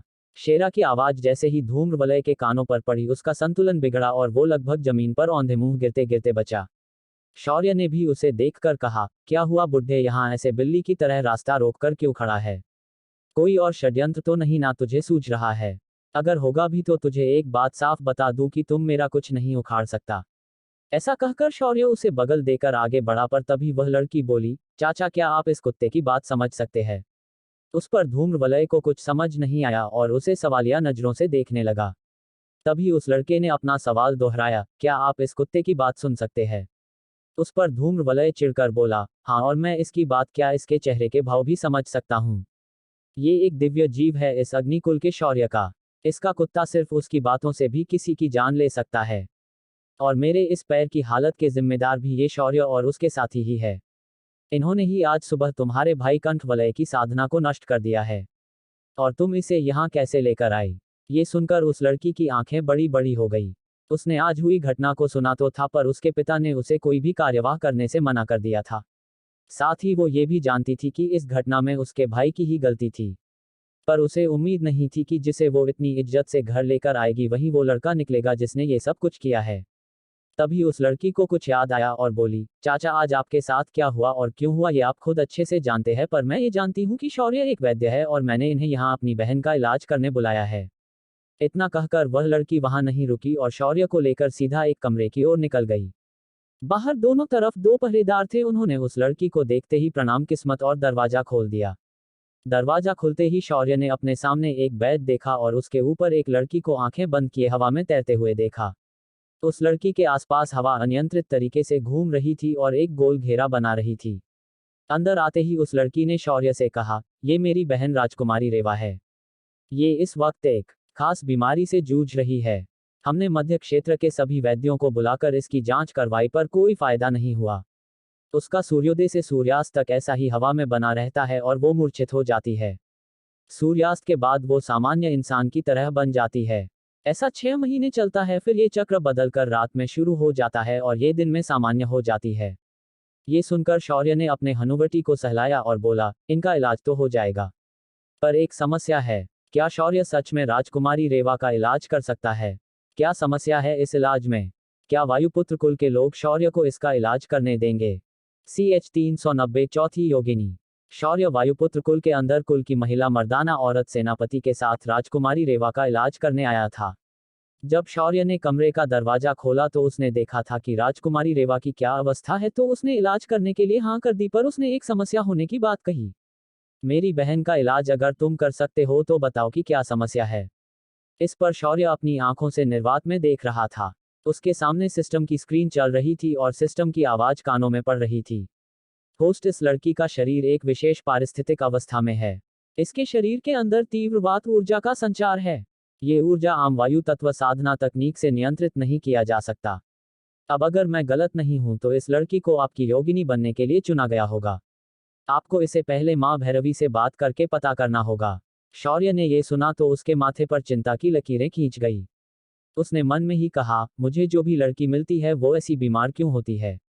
इनमें से सिर्फ शाश्वती और अद्विका ही नॉर्मल निकली थी। तभी उस लड़की ने शौर्य को कंधे से हिलाया तो शौर्य वास्तव में वापस आया और बोला, मुझे एक खाली कमरा चाहिए। उसके बाद ही मैं इसके इलाज का विचार कर सकता हूँ। तभी एक कठोर आवाज आई, शौर्य अग्निहोत्री, तुम्हारी यहाँ आने की हिम्मत कैसे हुई? ये आवाज थी वायुपुत्र कुल के कुल प्रमुख की। उसकी आंखें गुस्से से बड़ी बड़ी हो गई थी। तभी शौर्य के बगल में खड़ी लड़की तुरंत कुल प्रमुख के सामने गई और बोली, पिताश्री रुक जाए। मैंने शौर्य को यहाँ लाया है। इन्होंने कहा है कि वो रेवा की बीमारी का इलाज कर सकते हैं। ये सुनकर कुल प्रमुख का गुस्सा थोड़ा कम हो गया, फिर भी उसने संदेह के साथ कहा, क्या तुम मेरी बेटी का इलाज कर सकते हो? लेकिन शौर्य कुछ बोल पाता शेरा ने बीच में ही कहा, अरे चाचा, ये मर्दाना औरत भी तेरी बेटी है क्या? उस पर कुल प्रमुख ने शेरा को शौर्य के बगल में देखा और उसका मुंह बन गया। फिर उसने थोड़ा गंभीर होते हुए कहा, ये कोई मर्दाना औरत नहीं, ये मेरी बेटी अनाया है। ये सुनकर शेरा बोला, मुझे लगा इसे तुमने कोई नाम ही नहीं रखा होगा, पर रखा तो भी इतना अजीब नाम। इसका नाम तो अन्याय होना चाहिए, अनाया नहीं। ये सुनकर दोनों बाप बेटी गुस्से से तमतमा गए। तभी शौर्य ने शेरा के सिर पर चपत लगाई और फिर बोला, माफ करना, श्वान जात का है, कभी कभी भौंक देता है। उसकी बातों का बुरा मत मानना। शेरा ने फिर शौर्य की बात को आगे खींचते हुए कहा, वरना शौर्य बुरा मान जाएगा। उन बाप बेटी को अब क्या कहे और क्या ना कहे कुछ भी समझ नहीं आ रहा था। तभी शौर्य ने भी शेरा की बात को नजरअंदाज करते हुए कहा, हाँ मैं आपकी बेटी का इलाज तो कर सकता हूं, पर उसके लिए मुझे एक खाली कमरा चाहिए। ये बात सुनकर कुल प्रमुख थोड़ा शक भरी निगाहों से शौर्य को देखने लगा। तभी शौर्य ने कहा, इनका इलाज तो यहीं होगा। कमरा सिर्फ मुझे चाहिए ताकि मैं दवाइयां बना सकूं। ये सुनकर कुल प्रमुख के भाव थोड़े शिथिल हो गए। उसने तुरंत ताली बजाई और 2 लोग अंदर आए। कुल प्रमुख ने शौर्य की ओर इशारा करते हुए कहा, इन्हें ऊपर के माले पर बना एक खाली कमरा दे दो, ये वहां दवाएं बनाएंगे। उसकी आज्ञा लेकर वो सिपाही वहां से जाने लगे, पर तभी एक और आवाज आई, रुक जाए कुल प्रमुख। आप इस लड़के पर कैसे विश्वास कर सकते हैं? ये एक ढोंगी है। इसे कोई इलाज करने नहीं आता। इसे सिर्फ तबाह आती है। ऐसा कहते हुए धूम्रवलय लंगड़ाते हुए वहां आ गया। उसके पीछे 3 बूढ़े लोग थे जिनके शरीर से जड़ी बूटियां की गंध आ रही थी। उन तीनों की आंखें शौर्य पर टिकी हुई थी और उनकी आंखों से शौर्य के प्रति घृणा साफ दिखाई दे रही थी। उनकी नजरों को अपने ऊपर देखकर शौर्य की हर गई और उसने उन्हें गुस्से से घूरा और बोला, तुम तीनों, हाँ तुम तीन बुढ़े, अपनी आंखें नीचे करो वरना यहीं थोप दूंगा। ऐसा पहली बार हुआ था कि शौर्य ने किसी की नजरों को महसूस करके ऐसी प्रतिक्रिया दी थी। वो तीनों बूढ़े लोग शौर्य को और भी गुस्से से देखने लगे। तभी एक ने कहा, देखा कुलप्रमुख अपने कैसे ये लड़का हमारे साथ असभ्यता से बात कर रहा है। क्या आपको लगता है कि ये एक वैद्य है? वैद्य कभी भी ऐसा बर्ताव नहीं करते। ये सिर्फ एक ढोंगी है। तभी चटाक की आवाज आए और जो अभी अभी बोल रहा था वह वैद्य जमीन की धूल चाट रहा था। शौर्य उसके सामने खड़ा था और वो अपने हाथ पर लगी धूल को झाड़ रहा था। मैं बहुत ही दयालु इंसान हूँ। मैं कभी भी बूढ़ों, औरतों और बच्चों पर हाथ नहीं उठाता। शौर्य की कही बात और उसका वर्तन एकदम विरोधाभासी था। वहीं उस बूढ़े के जमीन पर गिरते ही उसके साथ के दो बूढ़े सहम गए। उनके मुंह से कोई आवाज नहीं निकली। शौर्य फिर मुड़ा और उन दो सिपाहियों से बोला, चलो मुझे उस कमरे में लेकर चलो, मुझे दवाइयां बनानी है। ये सुनकर उन दोनों सिपाहियों ने आगे बढ़ना शुरू किया और उनके पीछे पीछे शौर्य हाथ पीछे बांधकर एकदम आराम से उन सभी के सामने से निकल गया। धूम्रवलय भी अपनी जगह पर अकड़ गया था। उसके मुंह से भी कोई बात नहीं निकली, पर जैसे ही शौर्य वहां से चला गया उसने कुलप्रमुख को देखते हुए कहा, देखा कुलप्रमुख आपने उसकी हरकत देखी आपने? उसने एक आयुष कुल के वैद्य के ऊपर हाथ उठाया है। उसके मन में आयुष कुल के लिए कोई इज्जत नहीं है। तभी कुलप्रमुख ने नीचे बेहोश पड़े बूढ़े को देखा और कहा, इसमें उसकी क्या गलती थी? उसे इन्होंने ही उकसाया था। मानता हूं कि वो जुबान से कम और हाथ से ज्यादा काम लेता है, पर तुम्हें भी समझना चाहिए कि बेवजह बिना कुछ सोचे समझे तुम उसे ढोंगी करार देने यहां आ गए, ये कौन सी सही बात है? ये सुनकर धूम्रवलय और बाकी दो वैद्यों की बोलती बंद हो गई। उनके मुंह से फिर आवाज ही नहीं निकली। इधर शौर्य उसे दिए गए खाली कमरे में पहुंचा और उसने तुरंत दरवाजा बंद किया। शेरा तुरंत उसकी बगल में आकर खड़ा हुआ और बोला, भाई सच बता, तुझे इसका इलाज मालूम नहीं है ना? इस पर शौर्य बोला, मुझे इसका इलाज मालूम है और मैं इसे एक चुटकी में ठीक भी कर सकता हूं, पर उससे पहले मुझे माँ भैरवी से बात करनी है। ये सुनकर शेरा तपाक से बोला, अब ये मत बोल कि ये भी एक योगिनी है और तुझे इसके साथ भी विवाह करना पड़ सकता है। ये सुनकर शौर्य ने गंभीर होते हुए कहा, यह संभावना को टाला नहीं जा सकता। मुझे माँ भैरवी से इस बात की जानकारी लेनी होगी। शौर्य ने फिर अपने कान की बाली को सक्रिय किया और उसके सामने एक प्रतिमा आ गई। ये प्रतिमा माँ भैरवी की थी। उन्होंने जैसे ही शौर्य को देखा तो तुरंत कहा, क्या हुआ पुत्र? आज ऐसे अपनी माता को स्मरण किया? क्या तुम वायुपुत्र कुल में पहुंच गए हो क्या? ये सुनकर शौर्य ठिठक सा गया और फिर बोला, तो आपको मालूम है कि मैं वायुपुत्र कुल में हूं? तो फिर आपको ये भी ज्ञात होगा कि राजकुमारी रेवा की अवस्था कैसी है। शौर्य के इस सवाल पर माँ भैरवी ने सिर्फ मुस्कान बिखेरी और कहा, यही नियति है पुत्र। इसमें ना तो मैं और ना ही कोई और कुछ कर सकता है। पर एक बात कान खोलकर सुन लो, अगर तुमने कोई कारण देकर इस योगिनी को तुमने इनकार कर दिया तो तुम्हारे लिए अगली योगिनी 2 सालों बाद ही मिलेगी। ये सुनकर शौर्य ने थोड़ा डरते हुए पूछा, ऐसा क्यों माते? अगर योगिनी बदलनी है तो इसमें इतनी समस्या नहीं आनी चाहिए। इस पर माँ भैरवी ने हंसते हुए कहा, क्योंकि वायु तत्व की योगिनियां बहुत कम है, मैं उन्हें तुरंत नहीं बदल सकती। इस पर शौर्य ने कुछ विचार किया और बोला, अगर ऐसी बात है तो मैं आपके प्रस्ताव का विचार करूंगा। उस पर माँ भैरवी ने आगे कहा, और एक और बात, ये वायुपुत्र कुल हैं। इस कुल में रेवा की नियति के बारे में कोई कुछ भी नहीं जानता। इसीलिए तुम्हें इस योगिनी को खुद के कौशल से जितना होगा। मैं इसमें तुम्हारी कोई मदद नहीं करूंगी। ये सुनकर शौर्य ने थोड़ा उदास होकर कहा, ठीक है, मैं कोशिश करूंगा उसे पटाने की, पर मुझे इस बात का कोई अनुभव नहीं है माते। मैं उस लड़की का दिल कैसे जीत पाऊंगा? उस पर माँ भैरवी ने कहा, इसका उत्तर तो तुम्हें खुद ढूंढना पड़ेगा। अब मैं चलती हूँ। आज अद्विका एक मुकाबले में हिस्सा ले रही है। तुम अपना विशेष धमनियां रखना। जब तुम्हारा विवाह इस लड़की से जैसे ही संपन्न हो जाता है, मैं तुम्हारी इन तीनों पत्नियों को यहाँ प्रशिक्षण के लिए लेकर आ जाऊंगी। इतना कहकर उन्होंने संपर्क खंडित कर दिया। शौर्य के चेहरे पर मजबूरी के भाव थे। वो हताश होकर शेरा को देखकर बोला, शेरा अब क्या करे? उस पर शेरा बोल पड़ा, भाई टेंशन नहीं लेने का, तुम आगे बढ़ो और इस रेवा को अपने प्यार में पागल कर डालो। शेरा की बात सुनकर शौर्य सिर्फ सिर हिलाने के अलावा कुछ नहीं कर सकता था। वो दोनों फिर कुछ देर और समय बिताने के बाद उस कमरे से बाहर निकल आए। बाहर आते ही शौर्य और शेरा उस कमरे में आ गए जहां राजकुमारी रेवा अभी भी हवा में तैर रही थी। सूर्यास्त का समय नजदीक आ रहा था। शौर्य ने वहां आकर कुछ देर तक खड़ा रहना सही समझा। जैसे ही सूर्यास्त हो गया राजकुमारी रेवा की आंखें खुल गई और उसके शरीर की चारों तरफ की अनियंत्रित वायु ऊर्जा शिथिल होकर शांत हो गई। वहां खड़ी अनाया तुरंत उसके सामने आए और बाहरी आंखों से अपनी बहन के गले लग गई। जब रेवा उससे अलग हुई और शौर्य की ओर मुड़ गई, उसके चेहरे को देखकर ही शौर्य का दिल एक बार फिर जोर जोर से धड़कने लगा। रेवा भी उसकी बाकी पत्नियों की तरह अप्सराओं से भी अधिक खूबसूरत थी। रेवा के काले लंबे बाल एकदम सीधे थे, एकदम शांत। उसके सिर के बीच एक मुकुट था जो उसके राजकुमारी होने का परिचय दे रहा था। वहीं उसके माथे पर एक निशान बना हुआ था जो हरे रंग का था। ये निशान वायु तत्व के अनुसार पंखों को दर्शा रहा था।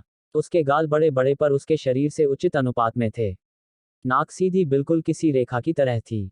भरे हुए गुलाबी ओंठ थे, बिल्कुल गुलाब की पंखुड़ियों की तरह। वहीं उसकी गहरी हरी आंखें सामने वाले के दिल में तूफान ला रही थी। उसकी सुराहीदार गर्दन एकदम किसी मोर की तरह थी। उसका पूरा शरीर किसी मॉडल को भी फैल कर दे। ऊपर से अभी उसकी उम्र 19 या 20 के आसपास की लग रही थी। उसने पहना हुई हरे रंग की ड्रेस उसके पूरे शरीर को और भी खास बना रही थी। शौर्य को अपनी बहन को ऐसे ताड़ते हुए देखकर अनाया ने खांसते हुए कहा, शौर्य ये मेरी बहन रेवा है। और रेवा ये वैद्य शौर्य है। इसके अलावा इनकी एक और पहचान है। ये अग्नि कुल के वही शौर्य है जिन्हें धरा कुल के लोग ढूंढ रहे हैं। रेवा की हरी आंखें सभी अभी तक शौर्य को ही निहार रही थी। पर शौर्य का परिचय सुनकर रेवा के मन में और अधिक सवाल निर्माण हुए। ऊपर से शौर्य किसी भी नजरिए से वैद्य तो बिल्कुल नहीं लग रहा था। शौर्य ने अपना गला साफ किया और कहा, प्रणाम राजकुमारी रेवा। आपकी बहन के बुलावे पर मैं यहाँ आपका इलाज करने के लिए आया हूँ। ये सुनकर रेवा ने सिर्फ अपनी पलकें झपकाए और फिर अपने बेड पर बैठ गई। शौर्य उसके सामने आया और उसके हाथ को पकड़ने के लिए आगे बढ़ा। उस वक्त तक कुल प्रमुख, बाकी वैद्य और धूम्र वलय भी वहां पहुंच गए थे। इस वक्त कुल की महारानी और एक और जवान लड़का वहां आया हुआ था। शौर्य को रेवा का हाथ पकड़ने के लिए बढ़ते देखकर वह लड़का चिल्लाते हुए बोला, खबरदार जो उसे स्पर्श करने की कोशिश की तो उससे दूर रहो ढोंगी इंसान। ऐसा कहते हुए वो लड़का शौर्य को धकेलने के लिए आगे बढ़ा, पर शौर्य कोई मोटी चमड़ी का नायक नहीं जो इसे सुन ले और कुछ ना करे। उसके इलाज के वक्त अगर कोई वहां आ जाता है तो उसकी धुलाई होनी बनती है। और इस वक्त उसकी हरकत की वजह से शौर्य की हट गई और शौर्य ने तुरंत उसका हाथ पकड़ लिया और एक झटके से मरोड़ दिया, फिर थप्पड़ पर थप्पड़। चटाक चटाक की आवाज उस कमरे के अंदर अगले 5 मिनट तक गूंजते रही और जब उस लड़के के सारे दांत टूटकर पूरे कमरे के अंदर बिखर गए और उसका जबड़ा ढीला होकर लटक नहीं गया, शौर्य उसे पीटता रहा। जब शौर्य का गुस्सा शांत हुआ तो उसने उसे किसी कीड़े की तरह उठाया और कमरे के बाहर फेंक दिया। फिर हाथ झटकते हुए रेवा के सामने आ गया और बोला, माफ करना राजकुमारी, वो क्या है ना, जब मैं इलाज करता हूं तो कोई मुझे बेवजह परेशान करे तो मेरी थोड़ी खिसक जाती हैं। इस वक्त कमरे में मौजूद हर कोई शौर्य को मुंह खोलकर और आंखें फाड़कर देख रहा था। उन्हें अपनी आंखों पर यकीन नहीं हो रहा था कि शौर्य ऐसा भी कुछ करेगा। उसने जिस लड़के पर हाथ उठाया था वो कोई आम इंसान नहीं था। वो एक स्वर्ग स्तर का योद्धा था जिसके सामने अच्छे अच्छा भी कुछ नहीं कर सकते उसे शौर्य ने किसी कीड़े की तरह पिट दिया और बाहर फेंक दिया था। ऊपर से ये लड़का आयुष कुल का राजकुमार था। उसके साथ ऐसा बर्ताव शौर्य के वैद्य बनने के मार्ग में सबसे बड़ा संकट था। शौर्य ने फिर कुल प्रमुख को देखा और कहा, जब तक मेरा इलाज चल रहा होगा तब तक कोई भी यहाँ आकर मुझे परेशान नहीं करेगा। अगर किसी ने बीच में ही कुछ कहा तो उसकी मौत भी हो सकती है। फिर शौर्य ने चेहरे पर एक मीठी मुस्ला लेट हुए राजकुमारी से उसका हाथ मांगा। रेवा ने तुरंत अपना हाथ शौर्य के हाथों में दिया। शौर्य ने अपनी ऊर्जा को उसके शरीर में प्रवाहित किया और उसके शरीर की अनियंत्रित ऊर्जा को पुनः सक्रिय कर दिया, जिस वजह से रेवा के आसपास फिर एक बार तेज हवा की ऊर्जा बहने लगी और रेवा को चक्कर आने लगे, पर शौर्य ने अपनी ऊर्जा से उसे होश में रखा और फिर उस तीव्र वायु ऊर्जा को शौर्य ने संतुलित तरीके से रेवा के शरीर में घुमाना शुरू किया और उसके शरीर की इस तीव्र ऊर्जा का प्रवाह सिद्ध कर दिया। ऐसा होते ही थोड़ी देर पहली बह रही तीव्र वायु ऊर्जा शांत होते होते उसके शरीर के चक्र और सूक्ष्म चक्रों से होकर बहने लगी और रेवा की साधना संतुलित हो गई। शौर्य ने इतना करने के बाद रेवा को 2 गोलियां दी और कहा, इनमें से एक गोली तुम्हारे साधना मार्ग को चौड़ा करेगी और दूसरी गोली तुम्हारी इस ऊर्जा को कुछ पल के लिए संतुलित रखेगी। शौर्य की बात सुनकर रेवा, जो अब अपनी ऊर्जा संतुलित होने से खुश थी, अचानक नाराज हो गई। तभी शौर्य ने उसकी नाराजगी को भांपकर आगे कहा, अगर इस ऊर्जा को हमेशा के लिए संतुलित करना है तो एक उपाय है, पर मुझे पता नहीं आप लोग इसे मानेंगे या नहीं। क्या उपाय बताने वाला था शौर्य? क्या शौर्य रेवा को अपनी योगिनी बना पाएगा? क्या रेवा शौर्य से प्रभावित होकर उससे विवाह करने के लिए मान जाएगी? CH 391 मुझे शर्म आ रही है। शौर्य रेवा का इलाज करने उसके घर गया था। वहां उसे पता चलता है कि रेवा ही उसकी चौथी योगिनी है। लेकिन मां भैरवी ने इस बार शौर्य को ये रिश्ता खुद बनाने के लिए कहा। इसमें वो शौर्य की तरफ से कोई भी मदद नहीं करने वाली थी। अब शौर्य बेचारा क्या ही करता, उसने अस्थायी रूप से रेवा की शक्तियों को संतुलित कर दिया और उसे स्थायी रूप से संतुलित करने के लिए शर्त बताने लगा। जब रेवा ने देखा कि शौर्य के पास इस समस्या को स्थायी रूप से सिद्ध करने का उपाय है तो उसने उत्सुकता से शौर्य से पूछा, क्या उपाय है इन शक्तियों को स्थायी रूप से सिद्ध करने का। तभी कुल प्रमुख जिन्होंने शौर्य को रेवा का इलाज करते हुए देखा था उन्होंने भी पूछा, बोलो शौर्य क्या उपाय है इसे स्थायी रूप से सिद्ध करने का। उस पर शौर्य ने अपनी नाक को घिसा और फिर सभी के चेहरों को बारी बारी से देखने लगा। इस वक्त वायुपुत्र कुल के लगभग सभी लोग वहां आ गए थे। उन सभी की आंखें शौर्य पर ही टिकी थी। शौर्य को ये देखकर थोड़ा अजीब लगा पर फिर भी उसने एक गहरी सांस ली और बोला, मुझे शर्म आ रही है। उसका इतना कहना था कि पूरा कमरा भयानक शांत हो गया। उनके सामने खड़ा ये लड़का जो वर्तन से सबसे बेशर्म इंसान कहा जा सकता है वो अब बोल रहा है कि उसे शर्म आ रही है।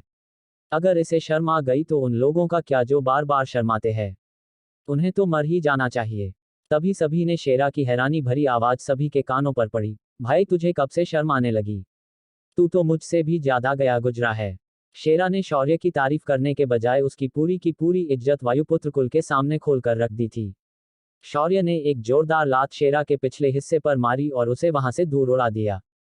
फिर शौर्य ने सभी की ओर देखा और बोला, देखिए मैं अपना उपाय बताऊं उससे पहले मुझे ये जानना है कि क्या आपने इनका विवाह कहीं तय किया है। उसका अजीब सवाल सुनकर सभी लोग पहले तो हैरान हो गई, फिर रेवा की मां आगे बढ़कर बोली, नहीं पर इसके विवाह की बात आयुष कुल के राजकुमार के साथ चल रही है। उसकी इस बीमारी का इलाज भी वो देख लेने वाले थे। ये सुनकर शौर्य ने नामे अपना सिर हिलाया और बोला, इनका विवाह आप ऐसे ही किसी सड़क छाप कुत्ते से नहीं कर सकते। उनके लिए एक पति नियति ने पहले ही निर्धारित किया है। आप नियति के विरुद्ध जाकर ऐसा नहीं कर सकते। आपकी बेटी के माथे के 2 पंखों के निशान इस बात का साक्षी है। ये सुनकर कुल प्रमुख ने कहा, क्या मेरी बेटी की बीमारी का और उन निशानों का कोई संबंध है। उस पर शौर्य किसी ज्ञानी बाबा की तरह बोला, एकदम सही कहा तुमने। असल में ये जो भी उसके साथ हो रहा है वो इन निशानों की वजह से हो रहा है। और ये तीव्र तत्व ऊर्जा इन्हीं निशानों की वजह से उसके शरीर में निर्माण हो रही है। ऐसी समान अवस्था जलकुल के मीरा के साथ भी थी। अगर आप नहीं जानते हो तो मैं बता दूं कि आज वो एकदम सामान्य बन चुकी है। पर वो सिर्फ सामान्य नहीं बल्कि उसकी सारी शक्तियां भी नष्ट हो गई है। मैंने उनके सामने भी ये उपाय बताया था पर उन्होंने उसे मानने से इनकार कर दिया, जिस वजह स्वर्गीय हमले में मीरा की सारी शक्तियां नष्ट हो गई। ये सुनकर तो अब बाकी लोग और भी ज्यादा बेचैन होने लगे। वहीं नीचे पड़ा आयुष कुल का राजकुमार हिचकियां लेने लगे था। तभी आयुष कुल का एक बूढ़ा बोला, तुमने सही कहा, मीरा की सारी शक्तियां नष्ट हो चुकी है। इसे मैंने खुद इन आंखों से देखा है जब मैं कुछ दिनों पहले वहां गया था। ये सुनकर तो अब बाकी लोगों के सब्र का बांध लगभग टूटने वाला था। रेवा की मां ने थोड़ा विनती भरे स्वर में शौर्य से पूछा, वैद्य अगर आपको पता है कि इसका उपाय क्या है तो हमें बताएं, हम आपकी बात जरूर मानने की कोशिश करेंगे। उस पर शौर्य ने सभी को एक नजर देखा, फिर रेवा को देखा जो खुद असमंजस में उसे ही देख रही थी। शौर्य ने गहरी सांस ली और बोला, मुझे हाथ चाहिए, मतलब आपकी बेटी का हाथ चाहिए। मैं आपकी बेटी से विवाह करना चाहूंगा। शौर्य ने इतना कहा ही था कि वहां मौजूद हर इंसान ने तुरंत कहा, बेशर्म कहीं का। कुल प्रमुख ने फिर भी थोड़ा सोचते हुए पूछा, ऐसा क्यों शौर्य, मेरी बेटी को आपसे विवाह ही क्यों करना पड़ेगा। उस पर शौर्य ने सपाट लहजे में कहा, मेरे पास तीव्र तत्व ऊर्जा को साधने की साधना तकनीक है, पर मैं इसे अपने परिवार के बाहर किसी को नहीं दे सकता। ये सुनकर सभी की आंखें बड़ी हो गई। तभी धूम्र वलय जो अभी तक चुप था तुरंत बोला, देखा कुल प्रमुख आपने, कैसे इसने हमारी राजकुमारी का हाथ मांग लिया, वो भी उसके इलाज के लिए।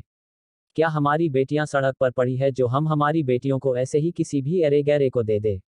तभी शेरा ने धूम्र वलय को घूरते हुए कहा, बुढ़े तुझे नहीं लगता कि तू कुछ ज्यादा बोला रहा है।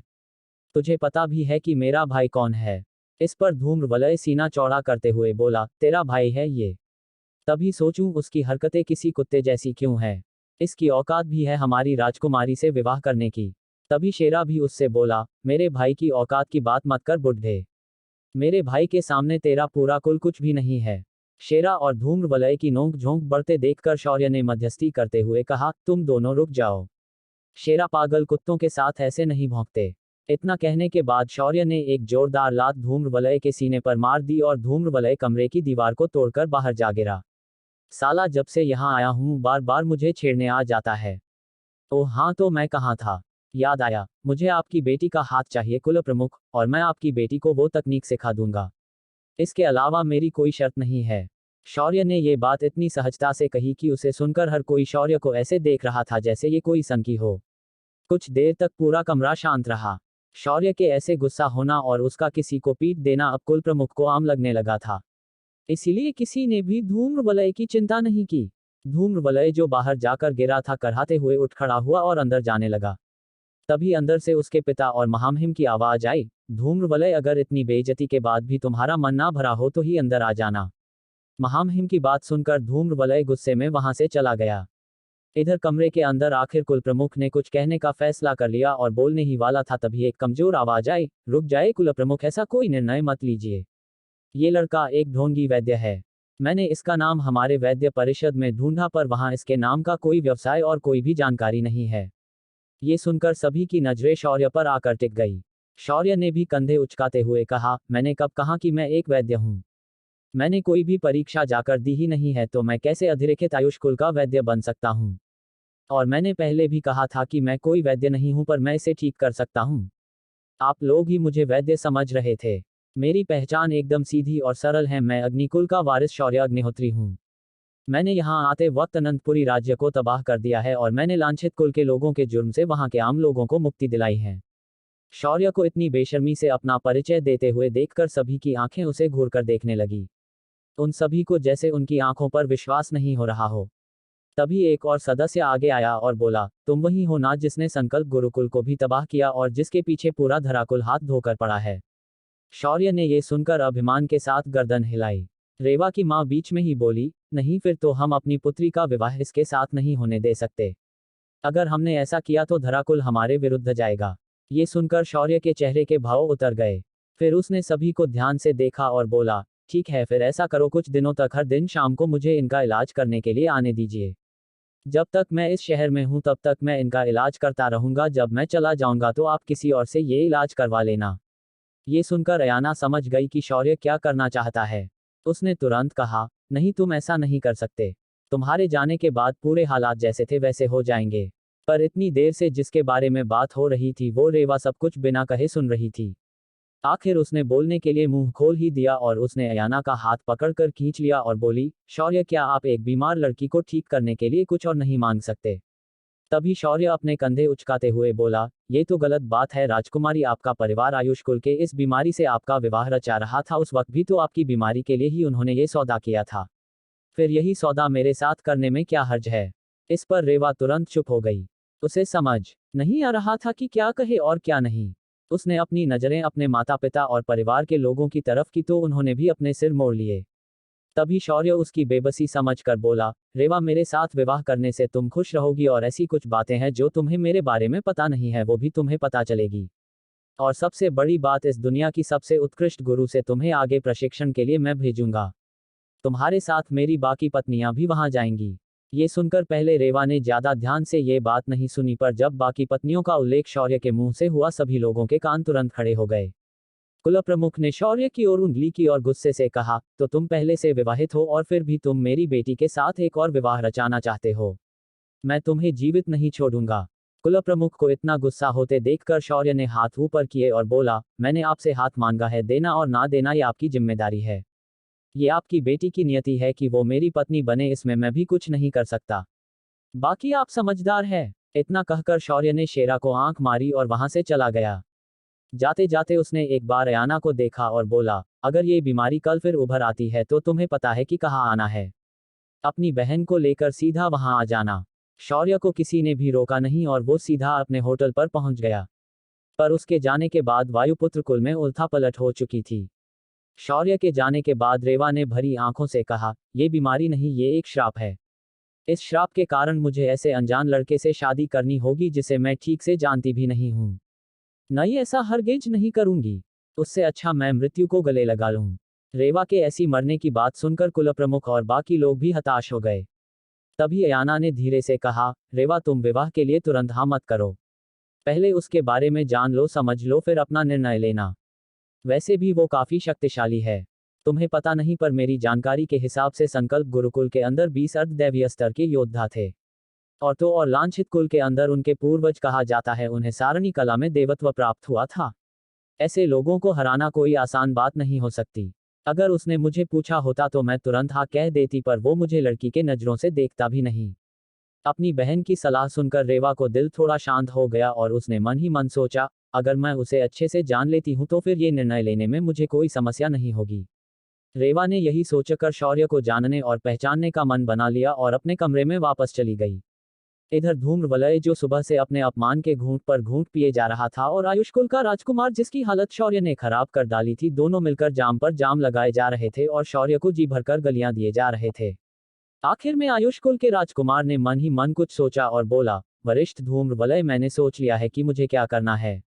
एक मामूली अग्निकुल का लड़का मेरे विरुद्ध जाएगा और मेरा अपमान करेगा। ये कदापि मैं सहन नहीं करूंगा। मैं इस लड़के को मौत के घाट उतार कर ही रहूंगा, चाहे उसके लिए मुझे कुछ भी करना पड़े। ऐसा कहकर उसने अपनी जेब से एक मोहर निकाली जो चांदी से बनी हुई थी।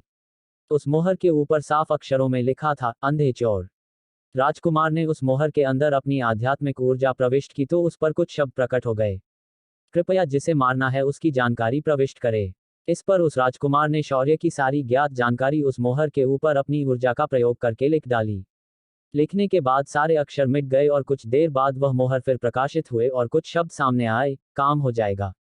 इसका निर्धारित मूल्य है 10 लाख उच्च आध्यात्मिक पत्थर। ये सुनकर राजकुमार का चेहरा झट से पिला पड़ गया, क्योंकि 10 लाख उच्च आध्यात्मिक पत्थर तो उसके आयुष्कुल की पूरी संपत्ति थी। उसके मन में सवाल उठा, ऐसा कौन है ये शौर्य जिसकी कीमत इतनी अधिक है। राजकुमार ने धूम्रवलय को देखा तो वो बोला, मेरे पास सिर्फ 2 लाख आध्यात्मिक पत्थर है, इससे अधिक मैं नहीं दे सकता। तभी आयुष्कुल के लोगों ने भी अपने अपने जमा किए पत्थरों की गिनती बता दी। अंत में राजकुमार अपने पास से 4 लाख पत्थर जोड़ दिए और कुल 10 लाख पत्थरों की राशि जमा हो गई। तभी उस टोकन पर एक सारणी प्रकट हुई और उसके नीचे लिख कर आया, आपकी भुगतान राशि सारणी पर रख दीजिए, आपका काम कल सुबह तक हो जाएगा। राजकुमार में भारी मन से अपने सारे पत्थर उस सारणी के ऊपर रख दिए और पत्थर रखते ही गायब हो गए। इधर शौर्य के बगल में आध्यात्मिक पत्थरों से भरी थैली आकर गिर गई। शौर्य के चेहरे पर एक कुटिल हास्य था जो बेहद डरावना था। ये कैसे किया था शौर्य ने? क्या अंधे चोर शौर्य को मार पाएंगे? क्या रेवा शौर्य को पसंद कर पाएगी? क्या होगी शाश्वत और इंदुजा की प्रतिक्रिया?